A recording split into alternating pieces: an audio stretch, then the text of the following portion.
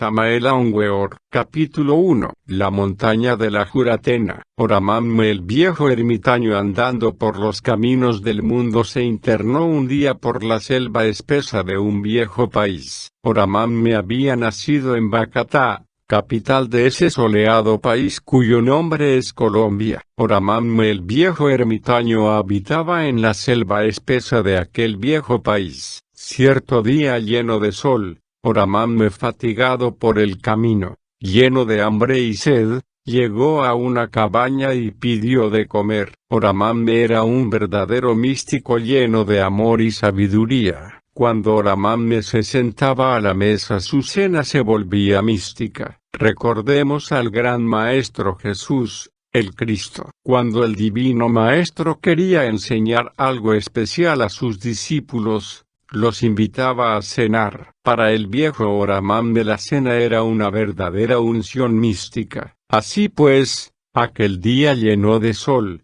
Oramamme tenía hambre y sed. Durante la cena el viejo ermitaño estaba silencioso. Oramamme escuchaba la plática de unos viejos montañeros de la comarca que no sabían leer ni escribir. Aquellos sencillos campesinos de rostros quemados por el sol del trópico hablaban de la montaña de la Juratena. Decían cosas insólitas, cosas extrañas. Oye, hoy va a llover, decía uno. Otro lo interrogaba diciendo, ¿por qué?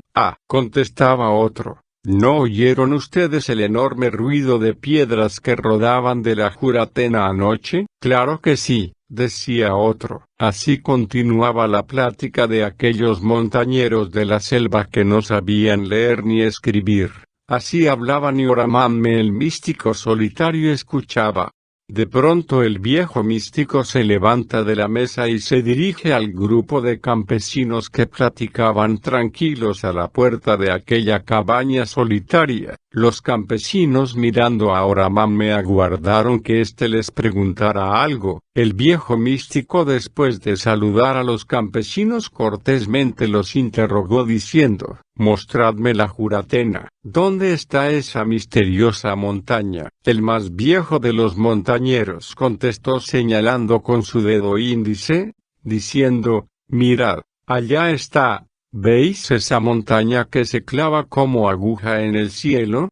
Entonces el viejo místico exclamó diciendo, lleno de admiración, «Ya veo, realmente la Juratena parece una aguja llena de nieve clavándose entre la cóncava inmensidad del cielo. A los pies de esa elevada montaña corre deliciosamente un río de aguas profundas y anchas, el río Minero». Este río de Boyacá riega todo el territorio Vázquez. En ese territorio boyacense está la misteriosa montaña llamada de Juratena. Vinieron luego los relatos maravillosos. Los campesinos le contaron a Oramamme muchas cosas. Le dijeron que cuando ellos querían hacer llover le metían entonces fuego a la montaña y que la lluvia era inevitable. Uno de aquellos campesinos le contaron a Oramamme el caso de un sobrino que se atrevió a explorar los escarpados pies de la Juratena. El mancebo se fue caminando por las riberas tropicales del río.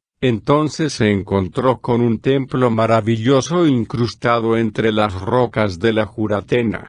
3 puertas gigantescas daban acceso a aquel misterioso templo. Cuando el mancebo intentó entrar al templo, retrocedió horrorizado. Dentro del interior vio muchas escamas de serpientes y huyó despavorido. Más tarde el mancebo regresó a aquel solitario y misterioso lugar, pero entonces no halló el templo. Parecía cual si las rocas milenarias se hubiesen tragado a su extraño templo. Enigmas, enigmas, enigmas. Otro de los campesinos le contó al viejo ermitaño que él había subido hasta la cumbre de la montaña. En las alturas el hombre encontró escaleras de piedra tallada, quién sabe por qué manos milenarias. Cuando el pobre montañero quiso subir algo más por aquellas escalas de misterio, fue detenido por una lluvia de piedras arrojadas quién sabe por quién. De pronto retrocede,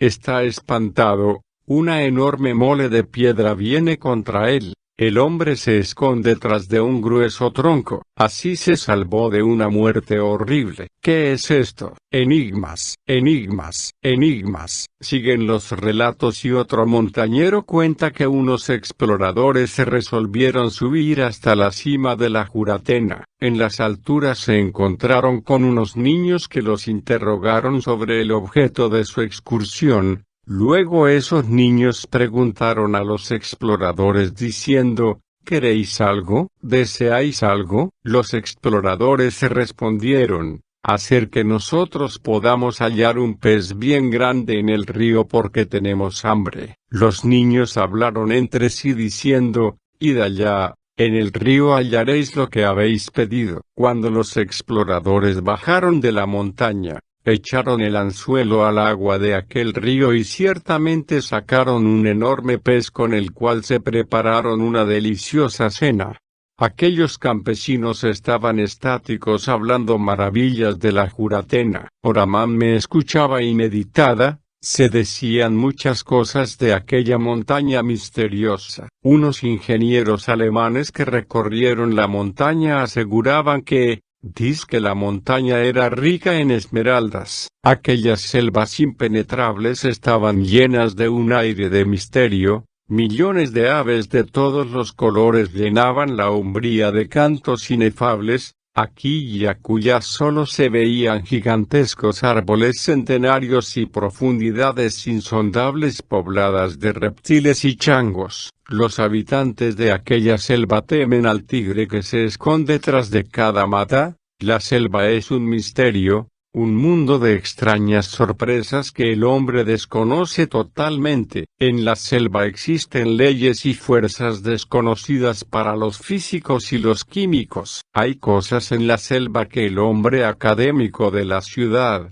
ni siquiera sospecha. Capítulo 2. El templo de la Juratena. El relato de aquellos campesinos produjo un efecto tremendo en la mente de Oramame. El viejo iniciado de los grandes misterios. Quería el místico intentar el ascenso a la nevada cima de la Juratena. Empero la cosa era difícil, había que llevar víveres para 15 días. Internarse entre la vorágine de aquella selva tan profunda. El viejo místico tenía dinero como para pagar un guía y comprar víveres. Una mañana antes de salir el sol, el viejo iniciado combinó sabiamente el sueño con la meditación. El anciano tenía mucho sueño. Se hallaba dormitando. Fue entonces cuando resolvió meditar profundamente sobre la montaña de la Juratena. El resultado fue maravilloso. Vio Oramame una nube que envolvía a la montaña de la Juratena. La nube se fue disipando lentamente y entonces apareció ante la vista clarividente del viejo místico, un templo magnífico,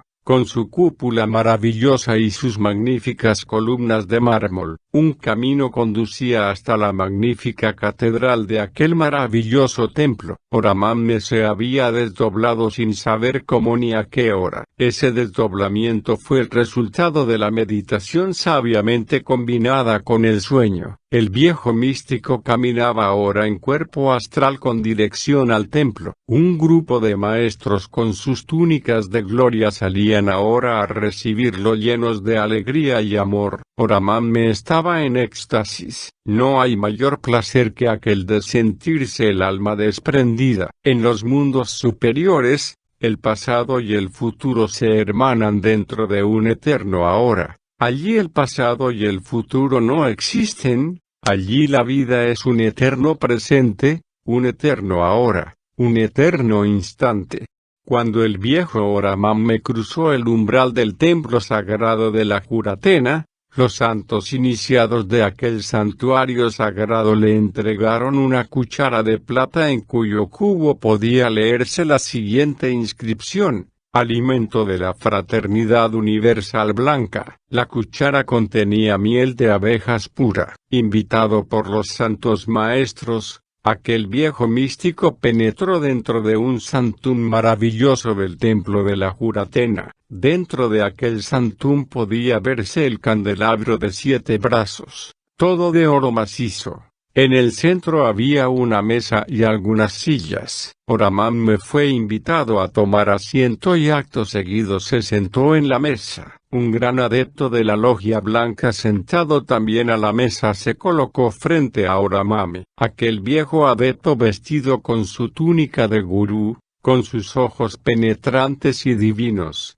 mirando a la frente del místico, parecía examinar internamente al viejo iniciado. Oramambe, lleno de éxtasis, exclamó: «Maestro, yo he venido a pedirte la iniciación». Así exclamó el viejo iniciado lleno de ansiedad, lleno de éxtasis. El santo gurú de la Juratena, lleno de una terrible serenidad que causaba asombro, contestó: «Te daré el pan de la sabiduría». Esas palabras del gurú conmovieron deliciosamente el alma del viejo iniciado. En esos instantes entró en el santum otro maestro del templo. Aquel maestro traía una bandeja de plata. En la bandeja de plata había unos panes. Aquel humilde siervo que traía la bandeja, después de ponerla sobre la mesa, hizo una venia respetuosa y se retiró. Entonces el gurú, que en estos instantes instruía a Oramambe, tomó la cuchara de plata que el viejo místico todavía tenía en su mano y vació su contenido sobre aquellos panes. Luego dio a comer aquel tan maravilloso a Oramambe. El viejo místico, comiendo aquel pan con miel de abejas pura,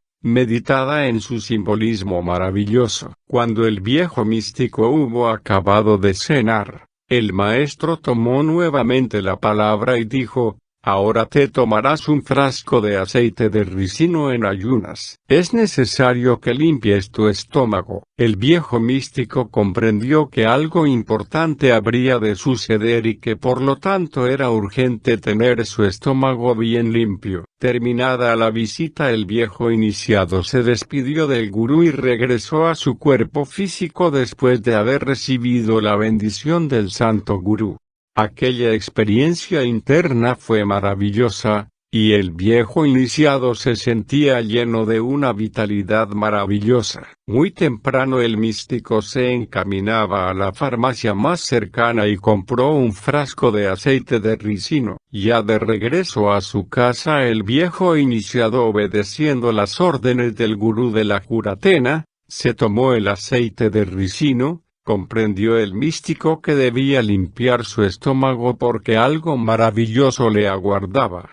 La visita al templo produjo en el místico una deliciosa voluptuosidad que duró en él varios días. No hay mayor placer que aquel de sentirse en alma desprendida. Existen muchos templos maravillosos en estado de quinas. Aquí en México tenemos nosotros el templo de Chapultepec, donde moran también muchos santos maestros. La Juratena es uno de esos templos quinas. La Juratena es un gran templo de la Logia Blanca. Capítulo 3. El príncipe de este mundo. Otra noche, la más quieta, la más callada, el místico solitario comprendió que era la hora y el día. Todo estaba listo, había limpiado su estómago. Estaba preparado. El místico se adormeció tranquilo, se convirtió en un espía de su propio sueño. El viejo místico espiaba secretamente a su propio sueño. Cuando el anciano comprendió que su cuerpo dormía, se levantó de su lecho. El resultado fue el desdoblamiento astral. Ese tenía que ser el resultado inevitable. Así es como uno se desdobla. Cuando el viejo iniciado estuvo fuera de su cuerpo, flotó deliciosamente en su cuerpo astral. Entonces el viejo se quedó estático contemplando el cielo estrellado. La noche era magnífica, sublime, inefable. Lleno de gran entusiasmo, el místico clamó lleno de gran amor y dijo: «Maestro, cúmpleme lo que me prometiste. Ya es hora». Así habló el solitario y de la Juratena vino una orden telepática. Se le ordenó al místico descender al abismo. El místico obedeció en el acto y descendió presurosamente a esa región conocida en el oriente como Abichi, octava esfera sumergida, la región donde habitan los adeptos de la mano izquierda, los Bons del Tíbet, los Ketes rojos, los tenebrosos que siguen las enseñanzas tántricas de Belcebú, Gurdjieff, procedentes del clan Dagdukpa, señores de las tinieblas denunciados por el gran maestro Francisco Apropato. Allí en esas regiones encontró el místico horribles maldades, cosas imposibles de describir con palabras, cosas inenarrables. Esos tenebrosos odian el Zambaya, dicen que el Zambaya es la ciudadela de terror, afirman que el Zambaya es lo negativo, la violencia, la fuerza foática ciega, etc., etc., y 50.000 y más cosas absurdas. Realmente los servidores del Mahamara oficial odian al Zambaya porque allí vive el Cristo con su cuerpo que resucitó al tercer día de entre los muertos. En el Zambaya viven también con el Cristo Jesús muchos grandes maestros cuyos cuerpos datan de millones de años atrás, hijos de la resurrección. Por todos estos motivos los discípulos de Bonsi-Dukpas odian a Zambaya. En el abismo el viejo iniciado fue atacado por bestias horribles. En el abismo el viejo místico comprendió que tendría que luchar contra el mundo, el demonio y la carne a fin de lograr algún día la iniciación verusta. Realmente el Tao es el cuarto sendero, la senda de los arates gnósticos. Allí en el abismo, encontró el viejo místico un horrible cementerio, un panteón espantoso y fatal. Ese era el panteón de sus recuerdos, el cementerio del ayer lleno de tumbas y tumbas, las tumbas de los recuerdos, las cosas del ayer. Realmente el yo, el mí mismo, el ego, no es más que un manojo de recuerdos. El anciano vagó por entre los sepulcros del pasado y sobre cada losa sepulcral vio una llama fatua que ardía.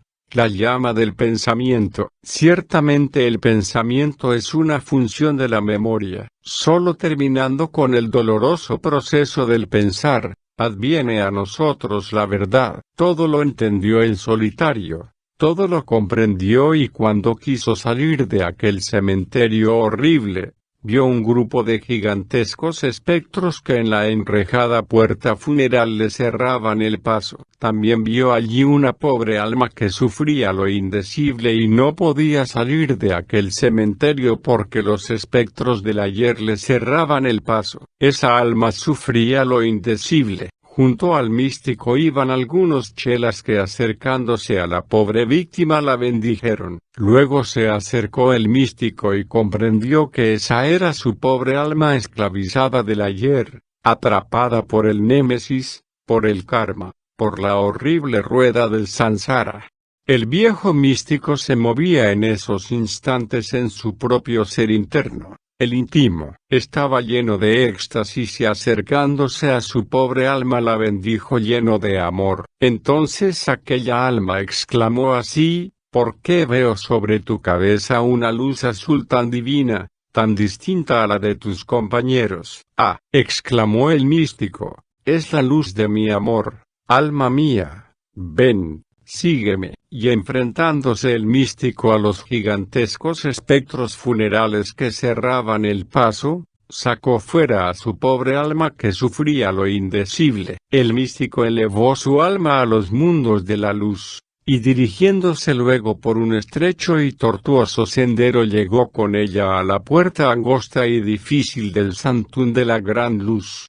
Allí en la puerta del Santum inefable de la Gran Luz, lo aguardaba su santo gurú. El místico amaba a su gurú. Todo lo que el místico había aprendido se lo debía a su gurú. El gurú de Oramamme era un lemur. Ese lemur tenía el elixir de larga vida. Ese lemur había nacido en Lemuria y conservaba el cuerpo lemur con el maravilloso elixir de larga vida. El sendero Taún nos conduce a la liberación final. El sendero Taún nos confiere el nirvana y si renunciamos al nirvana, podemos pedir entonces el elixir de larga vida. El arcano AZF es el fundamento básico del sendero Tao. El yogi que no haya recibido el arcano AZF en el Aryavarta Ram, no será jamás otra cosa que un teorizante inútil. un repetidor de luces prestadas, eso es todo.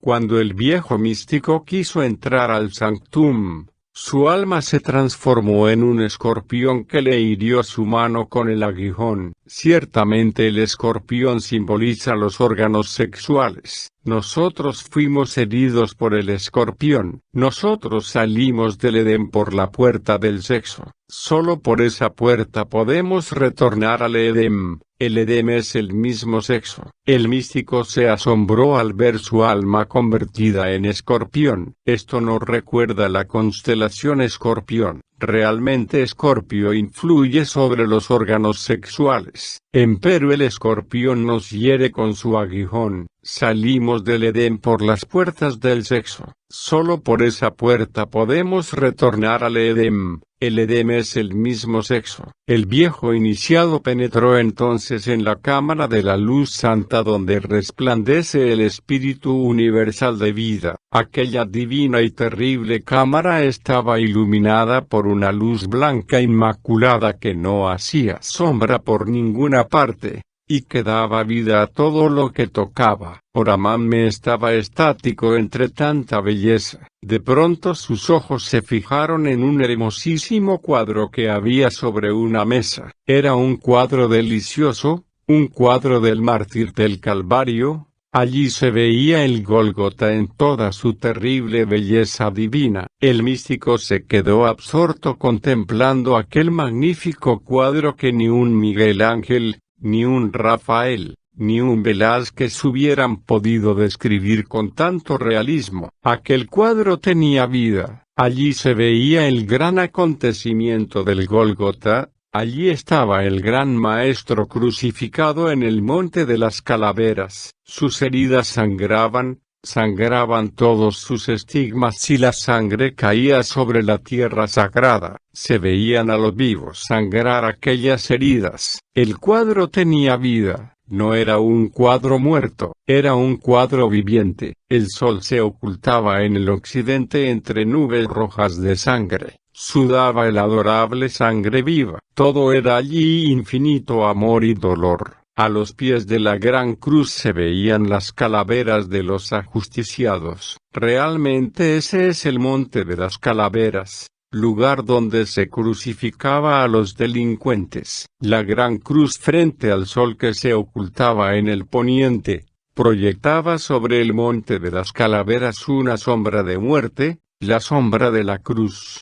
El místico lleno de dolor contemplaba aquella sombra. Sin embargo, aquella sombra tampoco era inerte. Parecía perfilarse, moverse, tenía vida propia. La sombra iba tomando forma humana. De pronto asume la real figura del ser humano y se sienta resueltamente frente al viejo místico que sorprendido la contempla. Aquella sombra parecía una mujer vestida con túnica negra. Empero, no tenía ojos, tenía cuencas, era un espectro vestido de negro, era la muerte. Aquella figura desencarnada, horrible, miraba terriblemente al viejo místico, miraba con sus cuencas funerales, estaba dotada de una fuerza hipnótica terrible. El viejo místico se enfrentó a ella valerosamente, cara a cara. Frente a frente, la lucha hipnótica y magnética fue mortal. Empero Oramamme venció y el horrible espectro de la muerte se sintió vencido. Entonces el místico exclamó: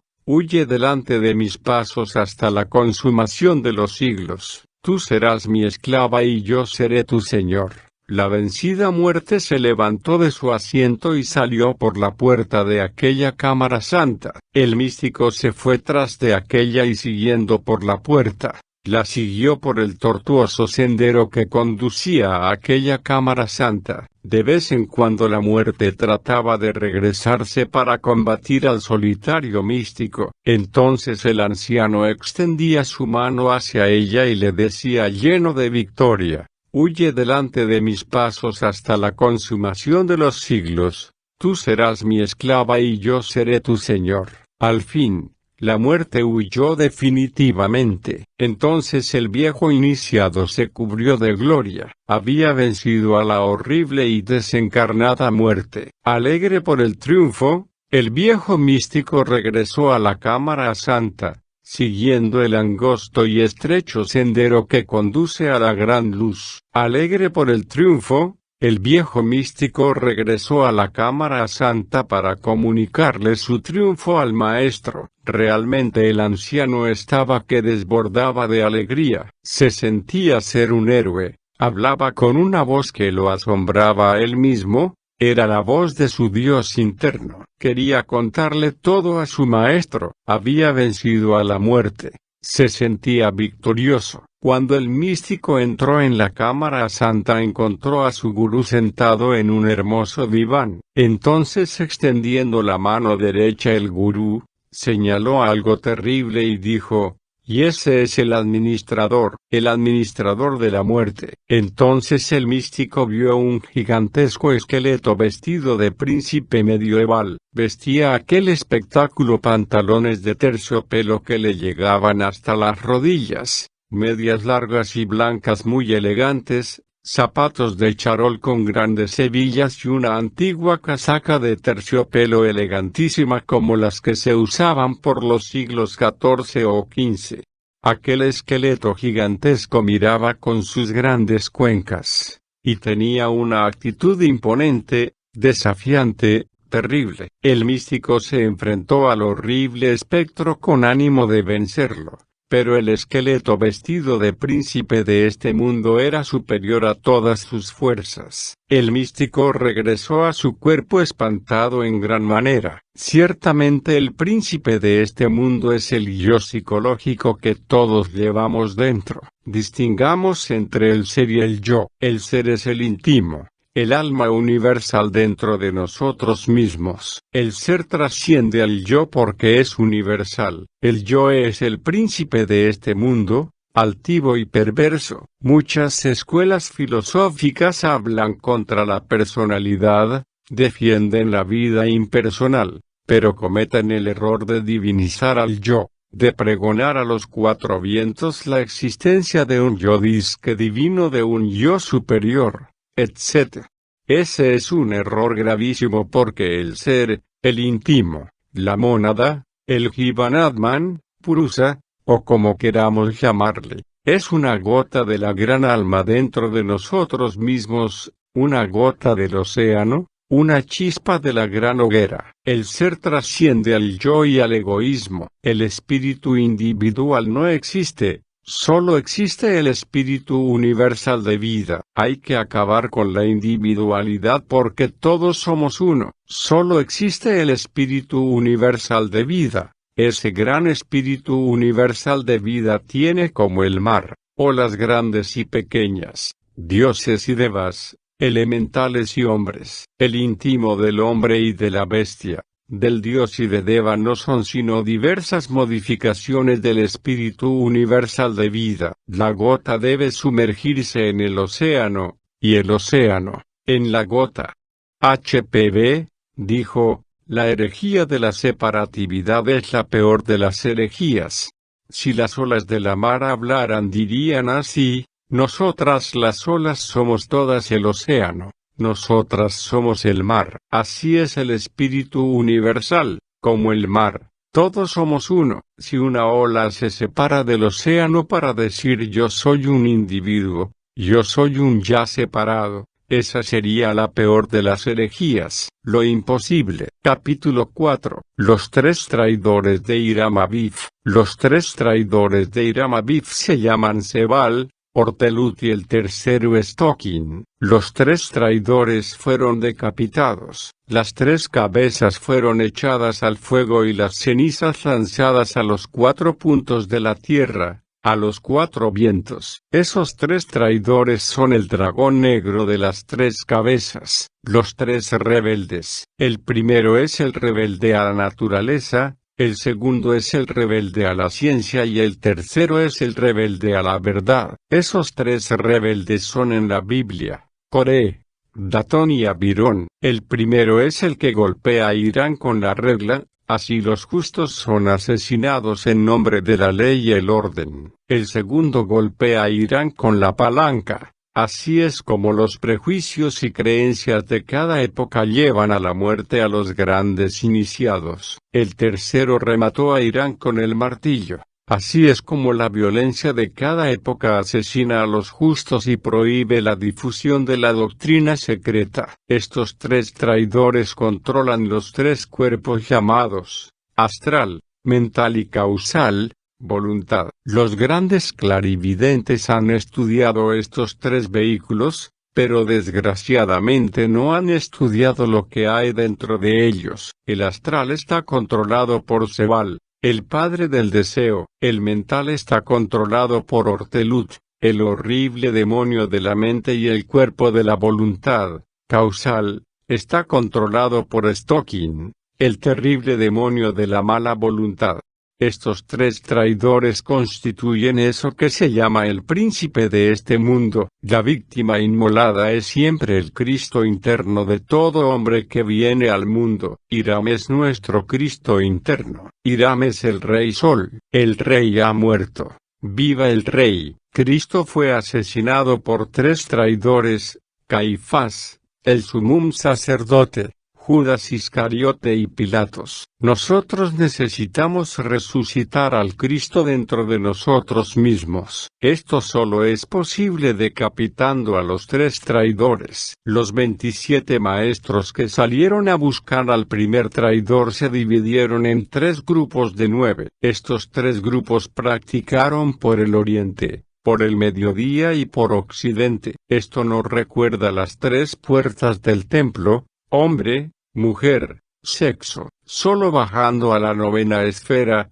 el sexo, podemos encontrar al príncipe de este mundo, para decapitarlo. Los maestros encontraron al primer traidor escondido entre la caverna del deseo. Así el maestro decapita al primer traidor. Así el maestro se presenta ante el rey Salomón llevando en una mano el puñal y en la otra la cabeza del primer traidor. Así es como el maestro exclama: «Conmigo viene la venganza». El segundo traidor fue hallado por el segundo grupo de 9 maestros, metido dentro de la caverna de la mente, a cuya puerta está siempre el perro del deseo. Los maestros lo llevaron prisionero a Salomón. Esto sucedió a los 18 días de la partida. En la tarde y en momentos en que terminaban los trabajos del templo, Salomón le hizo abrir el cuerpo, le cortaron la cabeza y le arrancaron el corazón.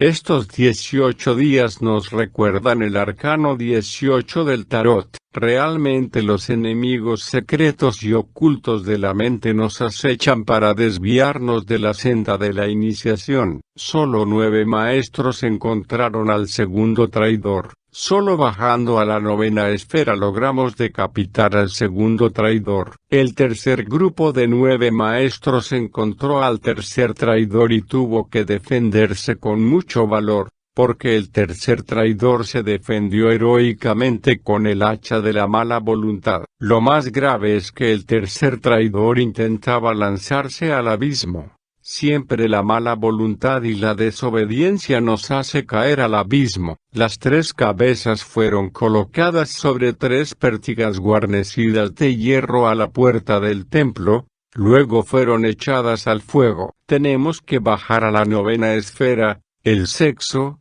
para decapitar a los 3 traidores de Hiram Abiv. Todos los grandes iniciados del pasado tuvieron que bajar a la novena esfera. La clave secreta es el gran arcano. Este arcano es sexual. Debe haber conexión sexual. En la unión del falo y el útero se halla la clave. Lo importante es retirarse la pareja antes de terminar el acto sexual, antes del espasmo, antes del orgasmo fisiológico, para evitar la eyaculación del semen. No hay que derramar el semen ni dentro de la matriz, ni fuera de ella. El deseo refrenado transmuta el licor seminal en sutilísimos vapores seminales que a su vez, se convierten en energías solares y lunares, positivas y negativas. Esas energías electromagnéticas ascienden por 2 finos cordones ganglionares que se enroscan en la médula espinal. Esas energías suben hasta el cáliz,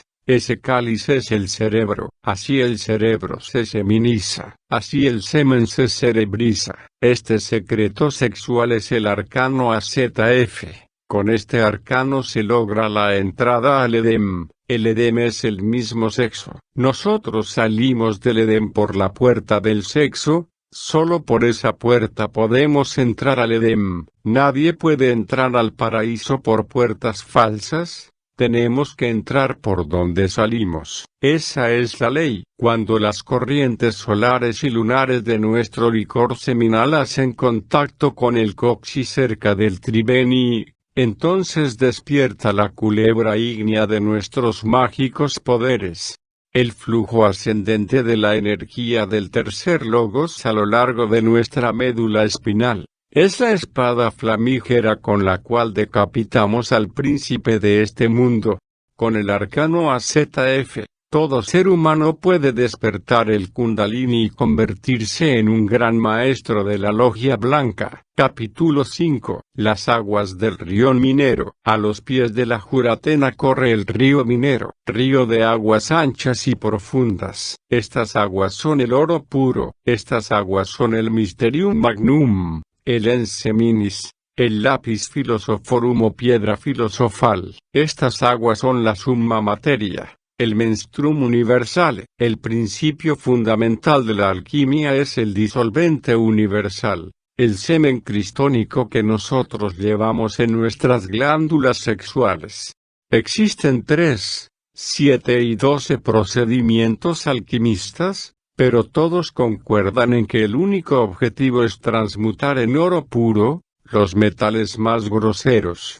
El alquimista cabalista transmuta plomo físico en oro físico, el alquimista ocultista transmuta el plomo de su humana personalidad en el oro puro del espíritu. La clave secreta es el arcano AZF. En alquimia existen 3 aspectos, el cósmico, el humano y el terrestre. Estos 3 aspectos están representados por el azufre, el mercurio y la sal. El semen es el único elemento que existe en la naturaleza. La química clasifica a los metales como distintos elementos, pero realmente solo existe un elemento único y universal. Ese elemento es el semen de nuestras vesículas seminales. La transmutación de un metal en otro es posible porque solo existe un único elemento universal, el enseminis. Reduciendo todo metal a su semen se puede transformar en oro purísimo, reduciendo nosotros a nuestro semen por medio del arcano AZF, no derramando el semen jamás en la vida, nunca, jamás. Triunfamos, transmutamos el plomo grosero de nuestra personalidad en el oro puro del espíritu. Así elaboramos el niño de oro de la alquimia, así nos convertimos en dioses. Esto no es una teoría más, esta no es una hipótesis. Este es el único camino que nos convierte en dioses. Esta es la única clave. Todo lo que no sea por este camino sexual, es perder el tiempo miserablemente. El agua es la gran madre o vaca sagrada de la India. Esta gran madre está simbolizada en todas las teogonías con millares de nombres lunares. Ella es Isis, Maya, María, Lucina, Diana, Ateasina, Calquihuitl, Adonia, Isoberta, etc., etc., etc. Es muy interesante saber que las predicaciones del Divino Maestro Jesús el Cristo, están siempre junto al lago, la fuente o el mar. Jesús se bautizó en el Jordán. Jesús comenzó a predicar en Cafarnaún, ciudad marítima de Galilea. Jesús en las riberas del lago encontró sus pescadores, sus discípulos. Jesús caminó sobre las aguas de un lago en estado de ginas. Ese lago es el Genesaret.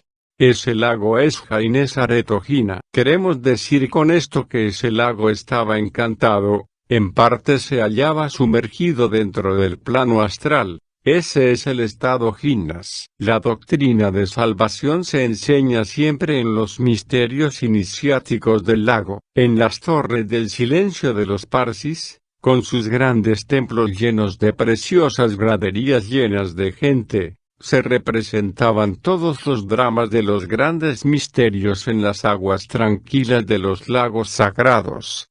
Eran escenas astrales y etéreas vivientes, cintas cinematográficas que aparecían sobre la superficie de las aguas. Nunca falta un Júpiter iniciador en el lago, o un Moisés salvado de las aguas. El mundo está lleno de documentos lacustres. En todo templo de misterios hay un lago sagrado. En todos los colegios iniciáticos se simboliza al semen con arroyos cuya agua no se malea nunca, arroyos de leche, cuyo gusto no se altera jamás, arroyos de vino, delirio de los que lo beben y arroyos de miel pura, como el que se halla contenido en el pan de la sabiduría.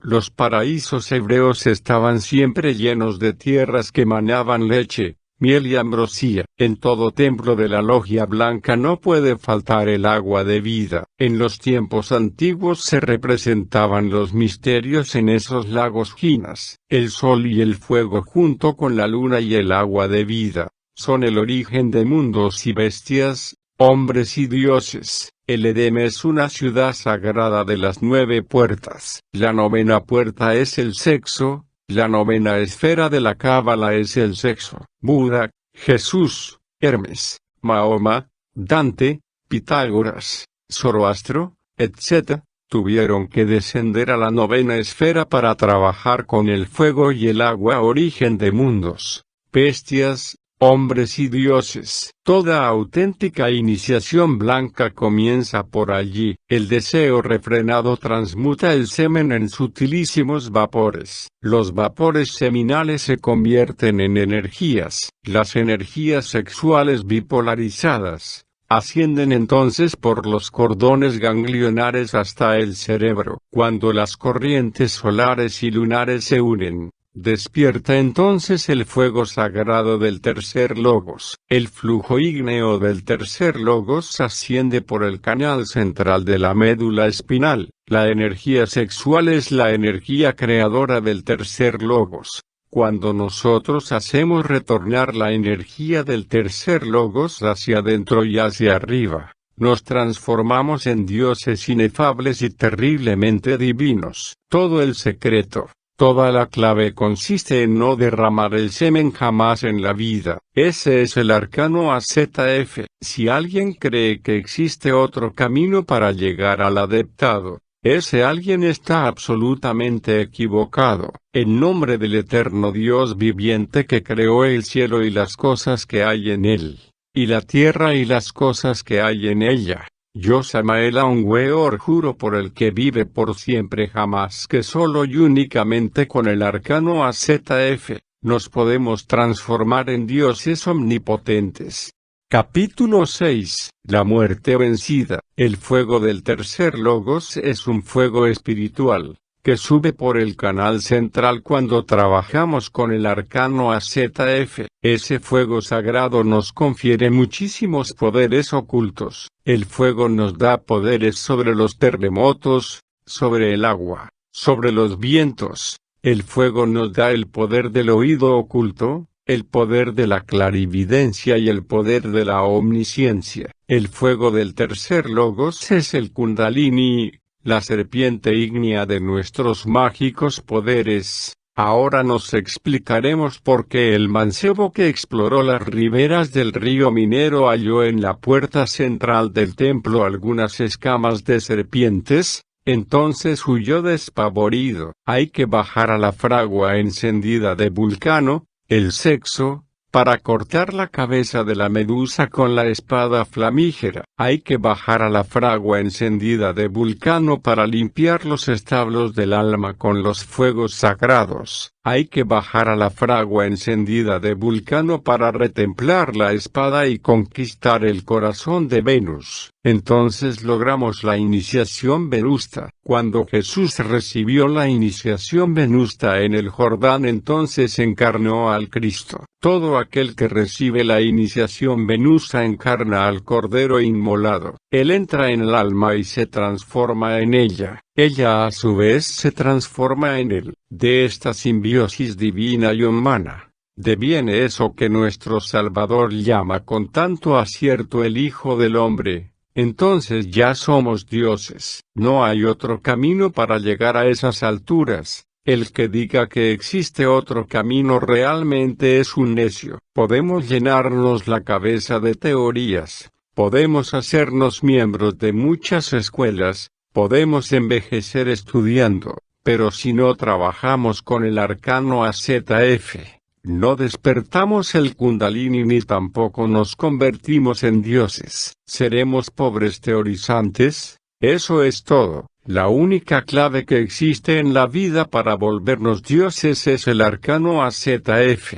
No existe ninguna otra. Este es el único camino. Todo iniciado que haya trabajado en el magisterio del fuego, tiene derecho a recibir el elixir de larga vida. Entonces el iniciado puede conservar su cuerpo durante millones de años. Cuando el iniciado recibe el elixir de larga vida, muere pero no muere. En este caso el iniciado pasa por la misma muerte y resurrección de nuestro Señor Jesucristo. Al tercer día el Gran Maestro llegó en cuerpo astral ante su santo sepulcro. Entonces el Gran Maestro invocó a su cuerpo y éste incorporándose se levantó con gran estruendo, y penetró dentro del plano astral. Los ángeles de la muerte no habían roto el cordón que conecta el alma con el cuerpo físico.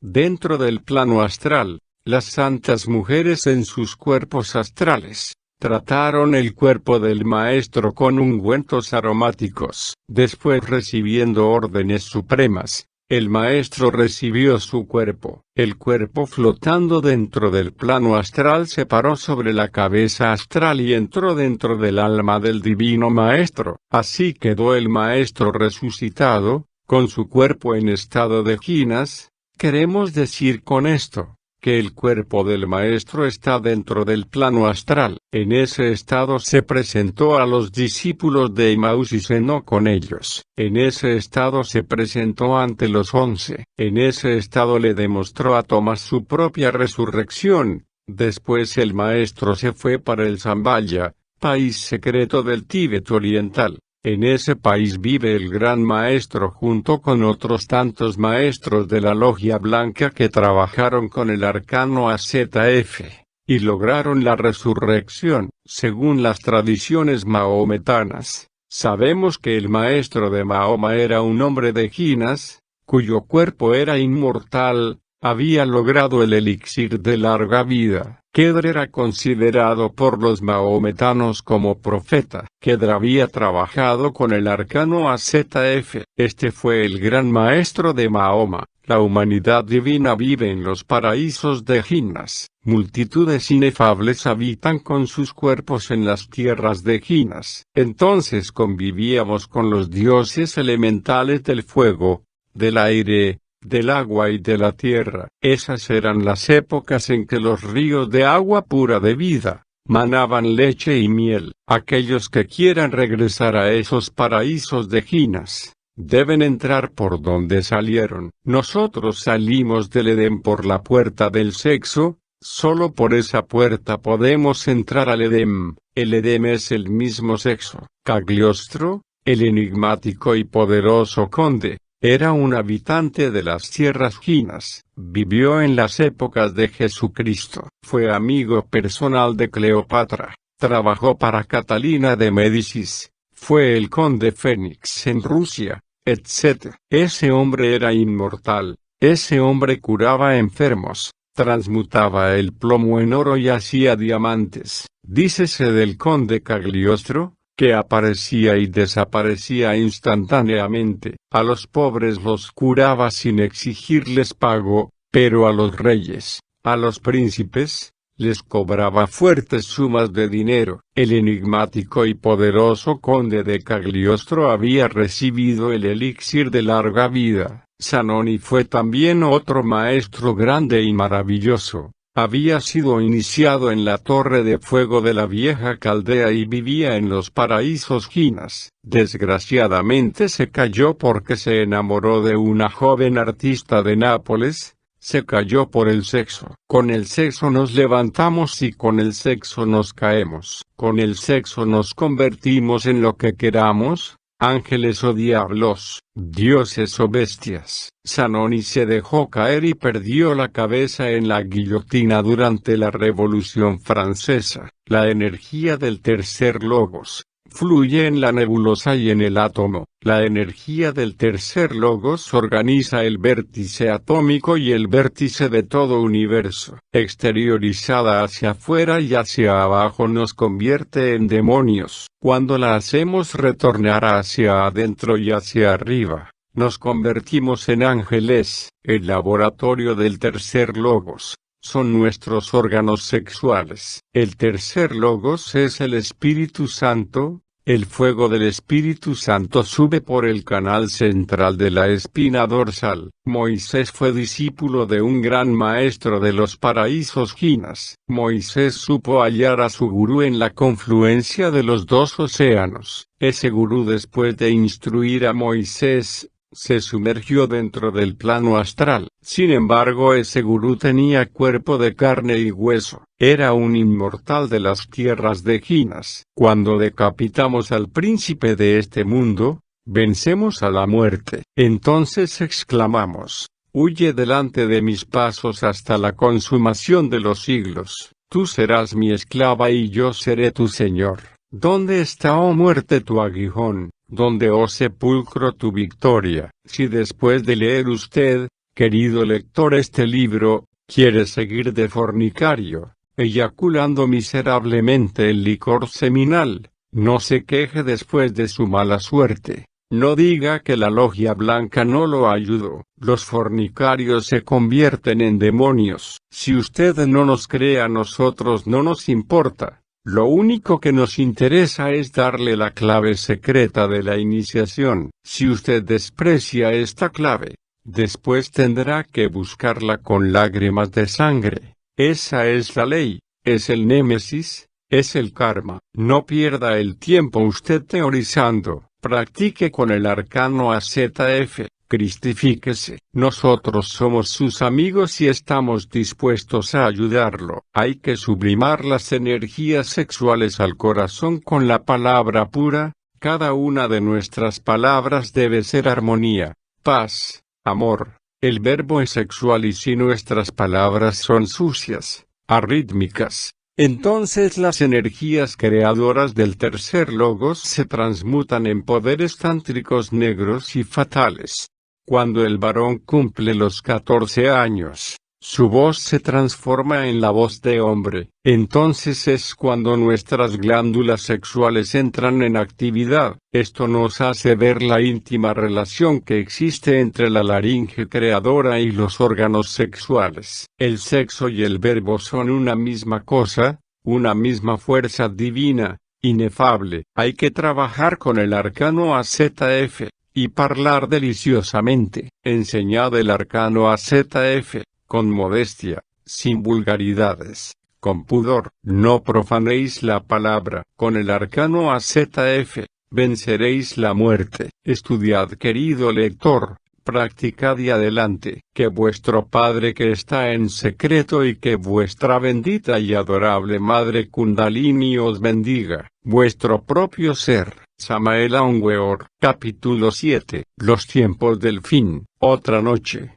La más pura, la más callada. El viejo místico, aprovechando el sueño de su cuerpo, abandonó su envoltura corpórea y se fue a los mundos superiores. Oramán me rogó a un gurú que le enseñara los tiempos del fin. Entonces, viendo con conciencia de un futuro, el viejo místico entró en un salón donde anunció ante el auditorio un gran cataclismo que se aproxima. Hablaba el místico con conciencia profética, anunciaba el místico un choque de mundos. Un mundo se acerca, se aproxima, y cuando los hombres intenten poner bajo sus pies a otras humanidades planetarias, entonces sucederá el fin. Cuando esa masa planetaria atraviese nuestra atmósfera terrestre, se incendiará en fuego vivo y al caer sobre nuestra tierra quemará con fuego todo aquello que tenga vida. Habrá entonces un terremoto tan grande,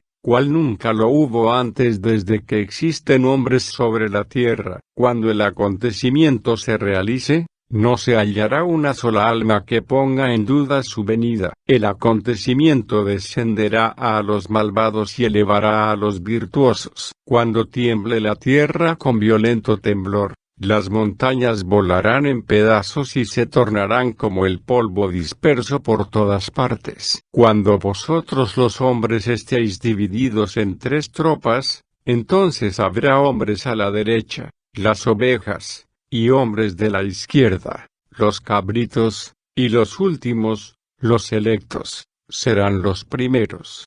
Estos serán los más inmediatos a Alá, habitarán en el jardín de las delicias. Habrá un gran número de estos entre los antiguos y solo un pequeño número de entre los modernos.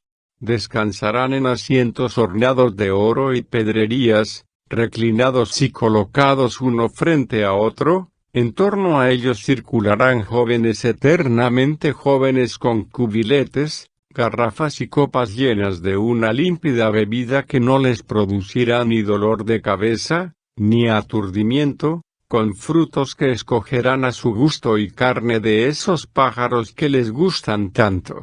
Tendrán bellezas de grandes ojos negros, bellezas semejantes a las perlas cuidadosamente ocultas. Tal será la recompensa de sus obras. No se oirán palabras frívolas, ni dichos que produzcan pecado, solo se oirán las palabras, paz, paz, paz. Los hombres de la derecha, los felices hombres de la derecha, permanecerán entre los árboles de lotos sin espinas y bananos cargados de frutos desde la cima hasta abajo, bajo sombras que extenderán a lo lejos cerca de una agua corriente en medio de frutos en abundancia que nadie cortará y a los que todos se podrán acercar y descansarán en elevados lechos.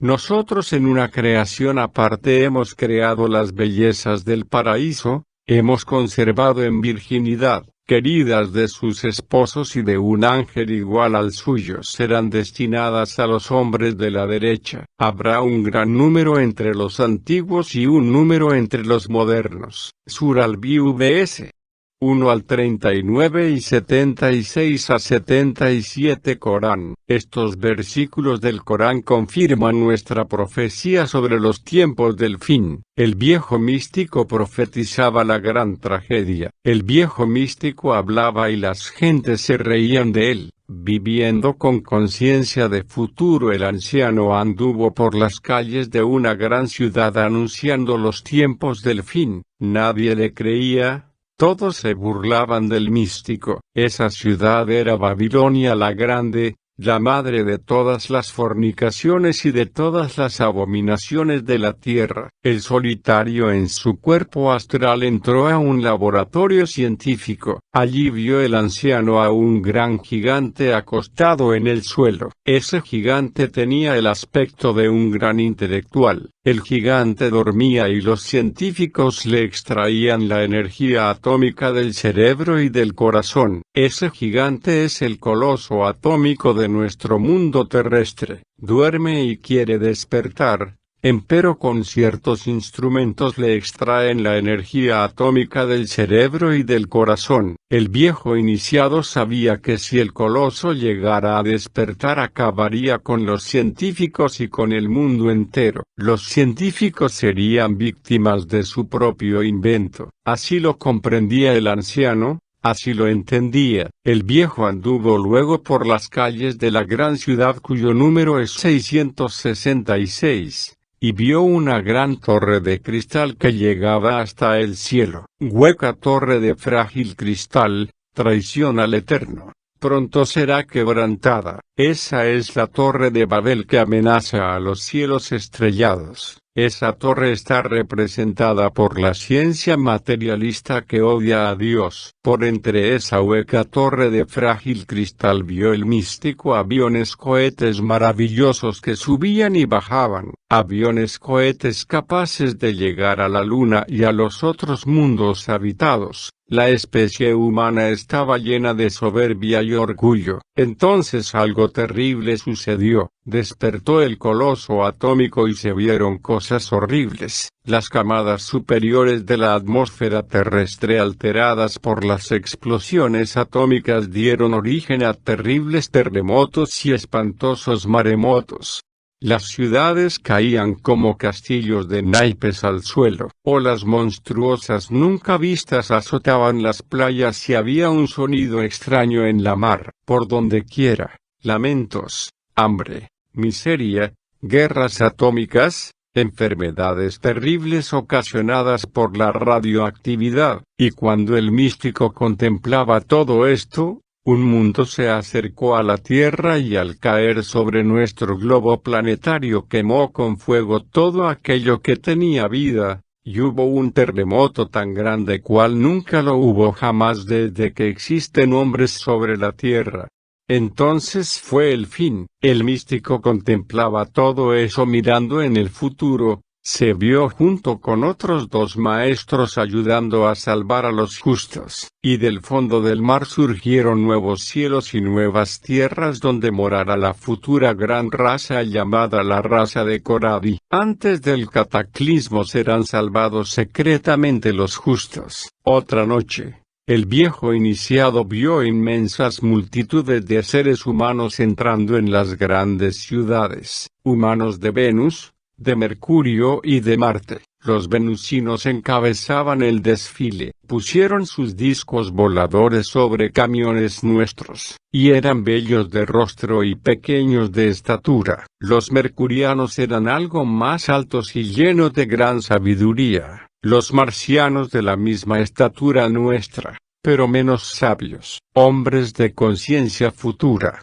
Eso es todo. Entonces el místico entendió que antes del gran cataclismo final seremos visitados oficialmente por otras humanidades planetarias y advertidos muy severamente. Si no obedecemos, entonces será el fin. Empero se nos dará la oportunidad para escuchar la ley y el orden. Empero el hombre de la tierra no escuchará y caerá bajo el filo de la espada de la justicia cósmica. Los hombres se han lanzado a la conquista del espacio. Ya estamos a punto de conquistar la luna. Dentro de muy pocos días veremos al hombre en la luna. Esto es inevitable. Cada paso que demos en la conquista del espacio estrellado nos acerca al fin. Las bestias humanas no tienen derecho a sojuzgar otras humanidades planetarias. Cuando el hombre acabe con la fornicación y el adulterio, cuando el hombre se humille ante el Eterno,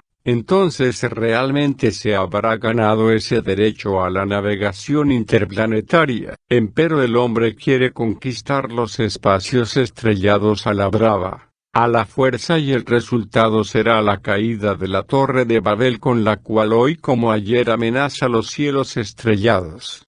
El año 1960 significa algo muy grave para el mundo. En el 60 caerá una torre fulminada y entonces el clero católico sufrirá mucho. Los rusos están a punto de conquistar la luna. El ser humano caminará por ese satélite y hallará que en la cara invisible de la luna hay vida vegetal, mineral, animal, etc. La luna es rica en petróleo. La guerra entre el este y el oeste es inevitable. Habrá guerra atómica, se pelearán en la tierra, en las aguas, en los aires, etc. Los ejércitos orientales invadirán América del Norte por el estrecho de Bering. Estados Unidos será vencido y Nueva York será convertida en cenizas dentro de muy poco tiempo. Las explosiones atómicas alterarán la camada superior de la atmósfera terrestre. Entonces ya no podrá filtrar los rayos solares y veremos el sol de un color negro. La luna será roja como sangre porque se la tomarán los rusos. Así se cumplirá todo lo que el Cristo anunció para el fin de los tiempos. Los tiempos del fin ya llegaron y estamos en ellos. Las lluvias traerán graves inundaciones por todas partes. El hielo de los polos se está derritiendo.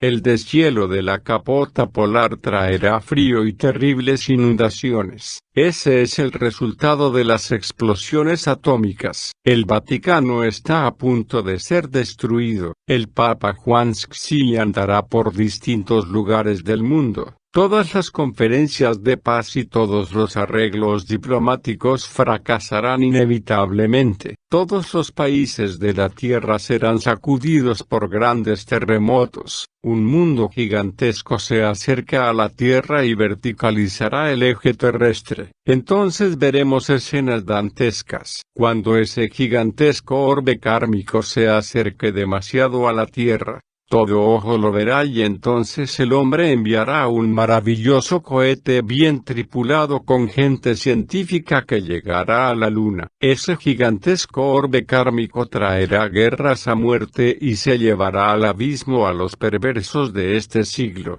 Rusia y los Estados Unidos no podrán arreglar nada y al fin irán a la guerra y a la muerte. En el año 1962 comienza la nueva era de Acuario. La nueva era significa el advenimiento del Cristo, y la caída de esta gran Babilonia, la muerte de esta raza perversa y un cataclismo espantoso.